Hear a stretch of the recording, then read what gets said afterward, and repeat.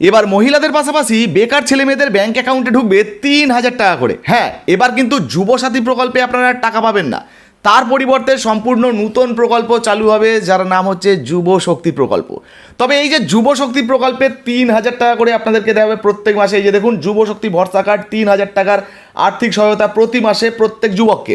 তো এই যে 3,000 টাকার সুবিধা আপনারা পাবেন, এই প্রকল্পে কিভাবে আবেদন করবেন, কারা কারা করতে পারবেন, সঙ্গে কি কি কাগজপত্র আপনাদেরকে আবেদন করার জন্য রেডি রাখতে হবে, কীভাবেই বা আপনার ব্যাঙ্ক অ্যাকাউন্টে টাকা ঢুকবে, এই নিয়ে কিন্তু অনেকের মনে প্রশ্ন রয়েছে। বিশেষ করে যারা যারা যুবসাথী প্রকল্পে আবেদন করেছিলেন, এখনও পর্যন্ত ব্যাঙ্ক অ্যাকাউন্টে টাকা পাচ্ছেন না। অনেকের ব্যাঙ্ক অ্যাকাউন্ট, বেশিরভাগ মানুষের ব্যাঙ্ক অ্যাকাউন্টে টাকা ঢোকেনি।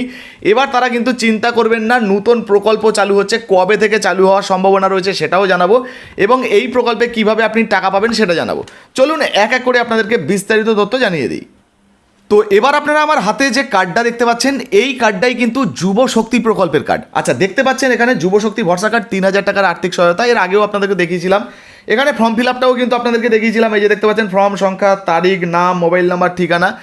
এখানে কিন্তু এর আগেই আপনাদেরকে জানিয়েছিলাম যে এই যে কার্ডটা, এই ফর্মটা যে আপনি ফিল আপ করলেই আপনার ব্যাঙ্ক অ্যাকাউন্টে টাকা ঢুকবে এমনটা কিন্তু নয়। যেহেতু এখানে কোনো ব্যাঙ্ক অ্যাকাউন্টের ডিটেলস নেই, আধার কার্ড বলুন বা অন্যান্য যে আপডেটগুলো, সেই সমস্ত আপডেট কিছু নেই।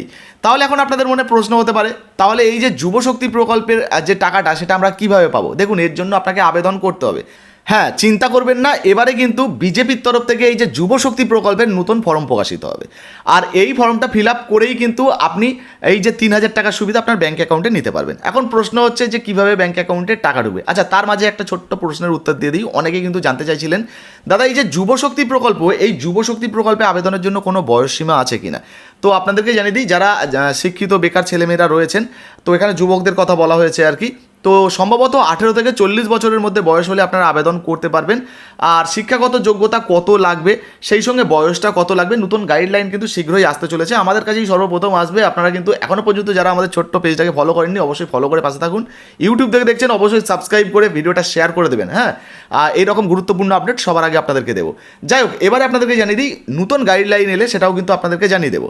কী কী ডকুমেন্ট লাগবে না লাগবে সেগুলোও কিন্তু একদম পরিষ্কার জলের মতো আপনাদেরকে বুঝিয়ে দেবো। আচ্ছা, আরেকটা বিষয় আপনাদেরকে জানিয়ে দিই, অনেকে যেটা জানতে চাইছিলেন যে দাদা এই ফর্মটা যে আমরা যে ফিল আপ করবো, টাকা কীভাবে ব্যাঙ্ক অ্যাকাউন্টে ঢুকবে। দেখুন, যখনই আপনাদের সামনে ফর্ম আসবে, যেমন আপনারা বিভিন্ন ক্যাম্পে বলুন বা বিভিন্ন জায়গায় অন্যান্য প্রকল্পের আবেদন করেছিলেন, একইভাবে এই প্রকল্পেরও আবেদন হবে। সেক্ষেত্রে যদি ক্যাম্পে হয় তো ক্যাম্পে হলো, যদি ক্যাম্পে ধরুন না হলো, সেক্ষেত্রে আপনার পঞ্চায়েত বা আপনার ব্লক, এখানে আবেদন হতে পারে।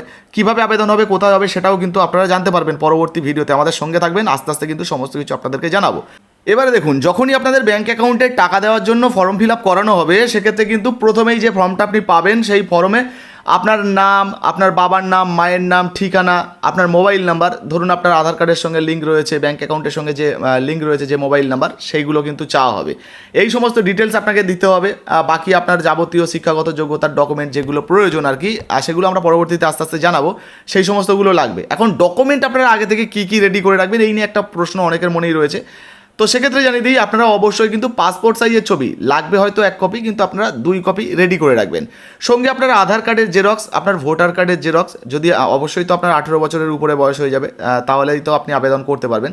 আধার কার্ডের জেরক্স, ভোটার কার্ডের জেরক্স, যদি কাস্ট সার্টিফিকেট প্রয়োজন হয় সেক্ষেত্রে অবশ্যই আপনার যদি থাকে আর কি, যদি থাকে সেক্ষেত্রে আপনি কাস্ট সার্টিফিকেটের জেরক্স করে রাখবেন।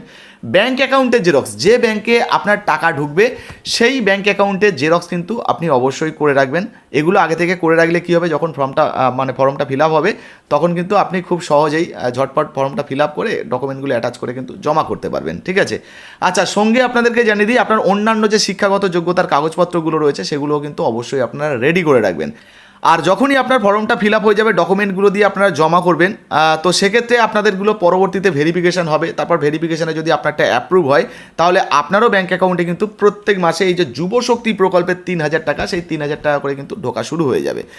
আচ্ছা, এরপরে অনেকের মনে কিন্তু প্রশ্ন ছিল যে দাদা যুবশক্তি প্রকল্পের আবেদনটা কবে থেকে শুরু হবে। তো আপনাদেরকে জানিয়ে দিই, দেখুন এই মুহূর্তে কোনো রকম কোনো আপডেট আসেনি। তারপরেও যেহেতু জুন মাস থেকে এই সমস্ত প্রকল্পের সুবিধাগুলো দেওয়ার কথা বলা হয়েছে, তো ধীরে ধীরে কিন্তু শীঘ্রই, মানে সরকার গঠন হয়ে যাওয়ার পরে শীঘ্রই কিন্তু কয়েকদিনের মধ্যে নতুন বিজ্ঞপ্তি জারি হতে পারে, নতুন ঘোষণা হতে পারে।